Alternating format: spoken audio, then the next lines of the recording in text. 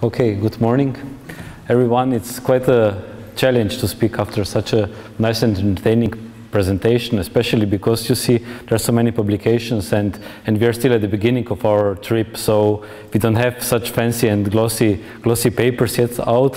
The only thing we have is a fancy and glossy website, which you are very much invited to visit. So already in the first meeting that we had in Brussels some months ago, there was a lot about Star Tree, and a lot of you sitting here actually are part of this big consortium. So the idea was today just to make an initial presentation, because there might be a lot of synergies between these two projects, so between the cost action that we are today here gathering because of it, and also this project. So you know that Europe is a little bit like all the policies is driven by waves. You know, there comes a new idea, and everybody has to dance or to swim according to this new idea. So there is also this new Europe 2020 strategy that would like to develop a new, let's say, more bio-based economy for Europe that is more efficient, intelligent, so it's based more on innovations, it's more sustainable, so it decreases the importance of fossil fuels in the European economy, and it's also more integrated. So, of course, you would say that the forestry sector, the forest sector has for decades already more or less been all this, but maybe we were not able really to use all our opportunities that we had been given or that we have given by nature. So they might be that we would have to amplify a little bit our alternatives when talking at these cross-sectoral issues. And of course, it's much easier to say than to do it, because as we already heard before, the diversity of the European countries, we were seeing that on the global scale there is a huge diversity, but it's not really decreasing or making it much easier when it comes to Europe. There's also vast there are vast differences between different countries, how important non-wood forest products are, or how unimportant they are. So as we saw that there was a very small share of the world's or of the FAO budget destined to forestry, and even less to the non-wood forest products, you can also imagine how much attention is paid to these products in some of these countries that are here on this list. In any case, in the past, most of the attention was put on wooden products. So if we would really like to have something more out of these non-wood forest products that we all believe that are important, then we need also to have some more integral solutions, not only looking at one side, so how to develop the market or how to improve the production or how to improve the processing process. But this is a whole circle. In the initial idea we had this star here inside, so it's going from the forest down back to the customer and back to the forest, and all this should be supported by some innovative approaches. So this is also the main idea of the Star Tree project. So it should tackle all the different parts of this value chain of non-wood forest products, and it should search for some innovative methods and therefore amplify these opportunities that are there in this sector.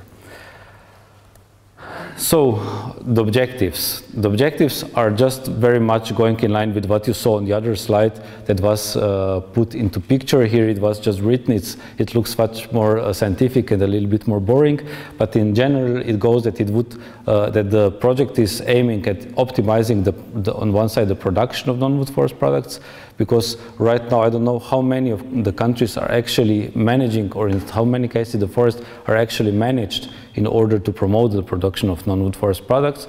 Also then to see where is the socioeconomic importance, because we saw the tables that were presented by the previous speaker. Of course, when you look at them at the global scale, they look nice, but there's still a lot of gaps in knowledge there. I mean, also the European level, if you go not to the forest resource assessment, but to the state of European forest, I mean, when you come to the chapter of non-wood forest products, you will mostly see empty cells in those tables. So we should also know something more about the social and economic importance and the potential of the markets, recognize what the customers actually need, because we are finally producing something for the end customer, for the end user, and also realize what is the role of the actors. So that should trigger the innovation. But not only those actors that are dealing with innovations, but all the actors in this value chain. We saw already that there is importance about the institutional setup, about the legislation and so on, and then of course accelerate this transfer of new ideas, of innovative ideas into the practice. So all this is are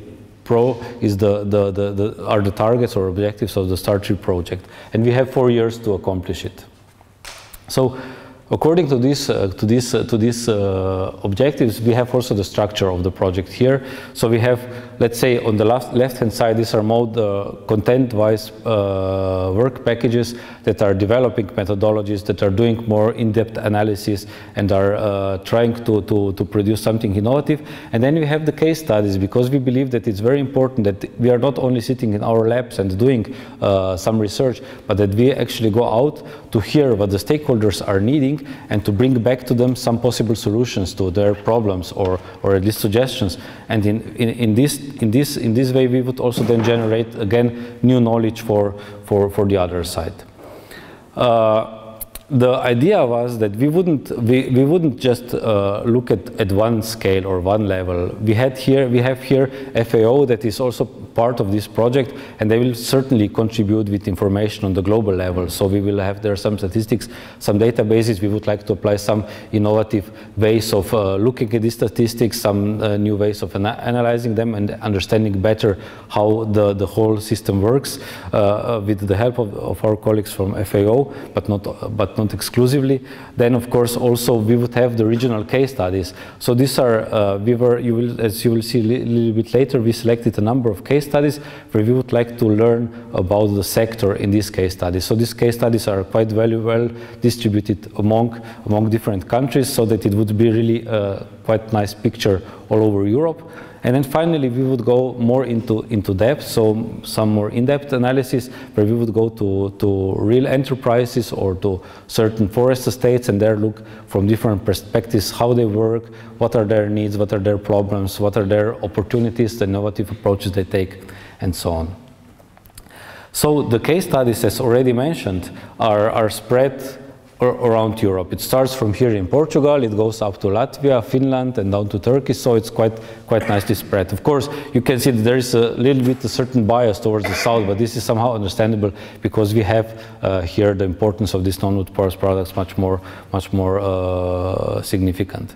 So the regional case studies are not only something where we would gather the data and talk to the stakeholders. We would also do some action research, so that we would do applied research, that we would work on different topics. For example, one of them would be the development of a new brand, or some certification systems, or the development of a new mobile application for mushroom pickers, and so on. And of course, we would also use these regions to validate our results, and also then to disseminate them. When it comes to the stakeholders, what we opted for is that we are establishing in each of these 14 regions a stakeholder group, which is composed of let's say, some of the most important actors there, and we talk to them. We have now planned at least one meeting per year. Most likely it will be more in some countries. It depends very much how much interest we can awake with the stakeholders, but it will be a really very nice platform. Just 1 week ago, we had such an example where I was participated in Serbia, and it was really an excellent exercise, and it was very interesting to see what are the problems and what is the situation. So, what are the expected results that we would like to get from this project?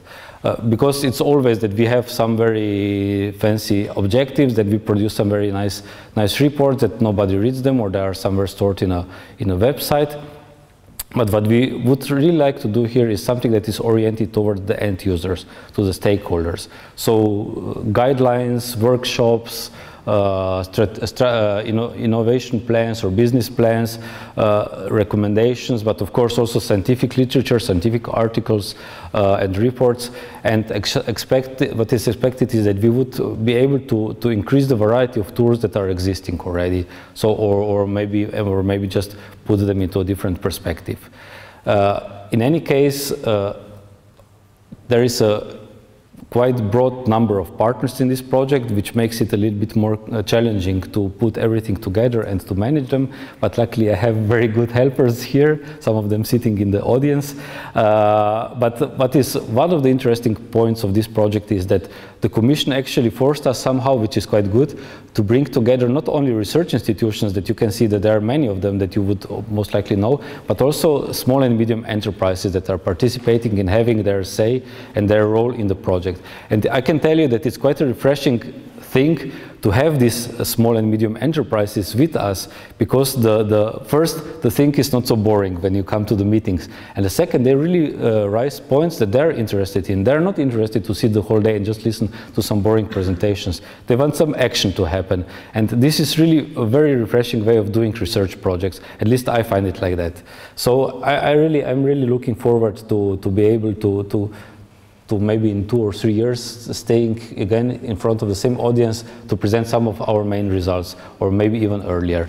So these are just some main figures about the project, which you can very much find on our website, which I think that it's very nicely done. It's very interactive. We have very good colleagues that are taking care that it's updated on a daily basis almost, maybe not daily, but let's say weekly basis. So it's not that you will come back in 1 month and it will be still the same picture and the same article like in some other pages that I'm responsible for and I'm not so active. We have also a Facebook account and a Twitter account that you are very much invited to point yourself as followers, as friends, or whatever it's called. I'm not so familiar with this anymore, I'm getting old, but in any case, we have all these tools set up, and there are people who actually take care of this, that you will be able to follow the development of this project. And I'm also hope that this will be also, this would be a good platform to further develop some of these dissemination activities. So this is everything from my side. I hope I was not too wrong, and that you learned something. And as Paul mentioned, go and read it on the website. It will be much more entertaining and interactive than what I can do here. Thank you very much.